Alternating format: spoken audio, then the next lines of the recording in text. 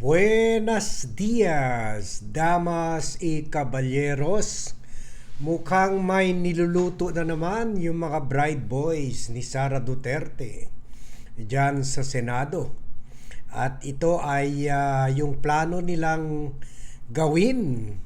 State witness itong si dismissed congressman na na-kick out na si Arnie Teves, at gagawin nila itong witness dyan o resource person dyan sa Blue Ribbon Committee ni Rodante Marcoleta na iniimbestigahan itong flood control projects. Mukhang gagawin nila itong attack dog laban sa kalaban niya na inupakan na niya noon na si Speaker Martin Romualdez, at kasama na siguro pati si Saldico. If we must remember, bago ito nahuli sa Cambodia, marami siyang gumawang mga video na kung ano-anong akusasyon ang ginawa niya kay Speaker Romualdez, pati na yung pagbigay daw ng pera sa mga kongresista nung una itong sumubok tumakbo sa pagka-speaker during the Duterte administration. At siya daw tagadala ng mga paper bag na laman na stacks of money. So yan ang akusasyon niya kay Romualdez. At for sure, yan ang number one sa list niya. Mukhang itong plano na ito ay talagang galing sa mga Dutertes. At syempre, this can only happen with the approval of or the knowledge of Senate President Chis Escudero na nag-appoint kay Rodante Marcoleta as Blue Ribbon Committee Chief. At siyempre baka kasama na talaga itong bagay nito sa script nila na to hold a hearing and then get mga kalaban ni President Bongbong Marcos and then kalaban ng mga kongresista, lalo na kay Speaker Romualdez, to testify against them. At para banggitin yung pangalan, hindi lang ni Romualdez, pati yung mga iba pang mga bata ni Romualdez, mga deputy speakers niya, mga kaalyado niya.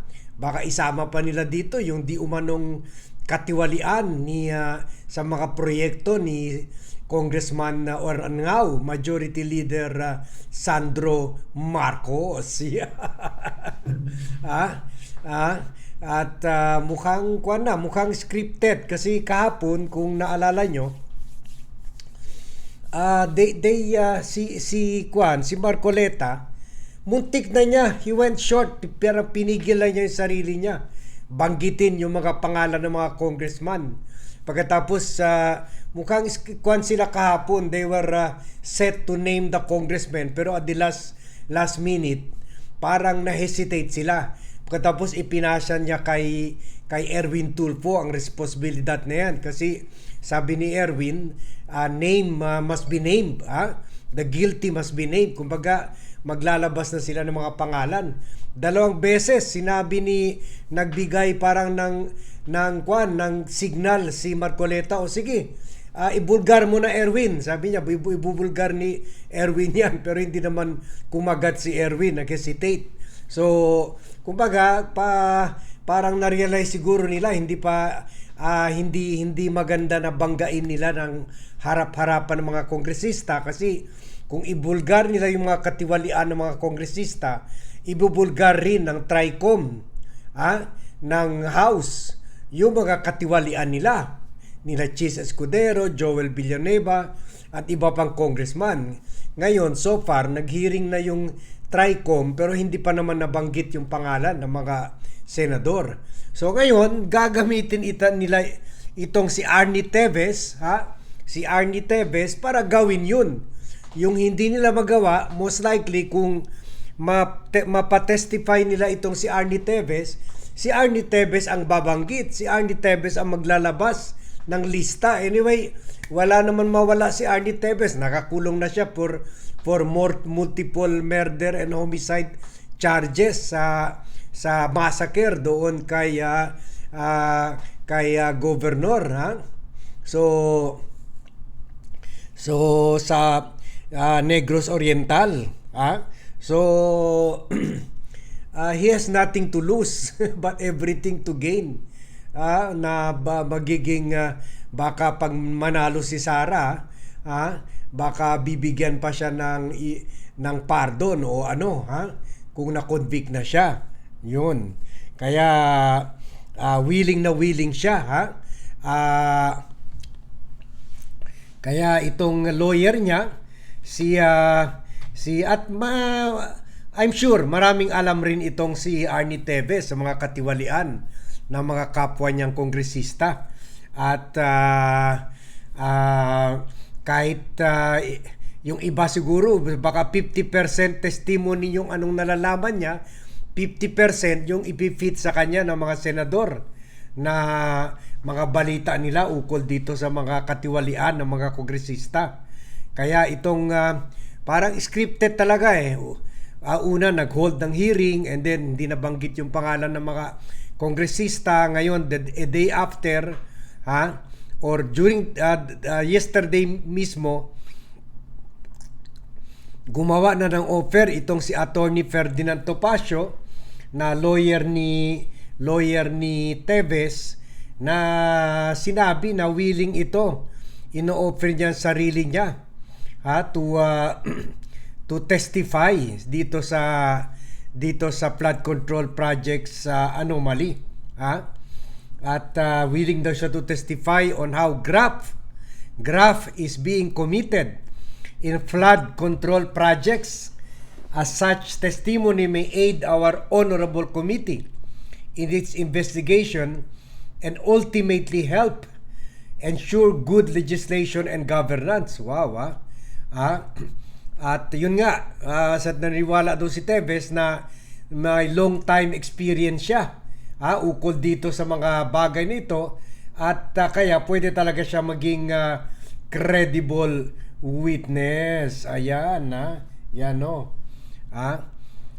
marami daw siya mga alam, invaluable insight dito sa issue na ito bilang congressman bago na kulong siya sa murder charges sa killing ni Negros Oriental Governor Roel Degamo. So yan, kuwan ito, this is an explosive issue kung mapatestify nga nila si Arnie Tevez, and I would even say that this is a master stroke. Talagang galit na si Arnie Tevez dahil na-kick out siya sa Kongreso. So ang daming lista mabubulgar nito. Ang dami, siguro hindi lang 20, mga 50 siguro lista ng mga kongresista ang ilalabas nito, kasi syempre galit na siya sa lahat. At ang dami niyang alam. Marami rin naman siyang katiwalian rin dyan. So di ba, na yung katiwalian niya, anyway, nakakulong na siya multiple life sentence, hindi na siya makalabas dyan Ang question lang, whether i-allow ng Marcos administration ang Bucor na mag-testify siya, kasi nakita naman natin uso yung mga testimony ng mga kriminal, lalo na nung time ni Duterte, nung nakaupo sila, napatestify nila yung mga alleged drug lords, na high value criminals, na magtestify laban kay magbigay ng false testimony laban kay former Senator and now Congresswoman Laila De Lima.